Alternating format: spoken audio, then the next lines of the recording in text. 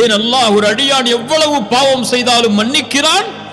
அவன்தான் மன்னிப்பவன். உமை யக்ஃபிரு ذுனூப இல்லல்லாஹ். உங்களுடைய பாவங்களை அல்லாஹ்வை தவிர யார் மன்னிக்க முடியும்? வயஃபு அனிஸ் ஸய்யிஆத். கடலளவு உலகமளவு கோடி கோடிகள் பாவங்கள் இருந்தாலும் அல்லாஹ்வை அஸ்தக்ஃபிருல்லாஹ் மனம் திருந்தி வருகிறேன் என்று சொன்னால் அல்லாஹ் ரப்புல் ஆலமீன் வ ஹுவல்லதி யக்பலு தௌபஹ. அல்லாஹ் அங்கீகரிக்கிறான், அதை மகிழ்ச்சியோடு அல்லாஹ் ஏற்றுக்கொள்கிறான்.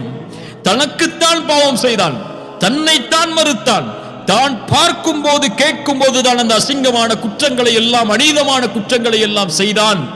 இருந்தாலும் மனம் திருந்தி தன்னிடத்திலே வரும்போது அல்லாஹ் அதை கண்ணியமோடு ஏற்றுக்கொண்டு அவனை அரவணைத்து அதை நீக்கி மன்னித்து மறைக்கிறான். அல்லாஹ் கரீம். அல்லாஹ் சொல்கிறான், அது மட்டுமல்ல, யார் தௌபா செய்து ஈமான் கொண்டு நல்ல அமல்களை செய்வாரோ ஃபஉலாயிக யுபத்திலுல்லாஹு ஸய்யிஆத்திஹிம் ஹஸனாத்.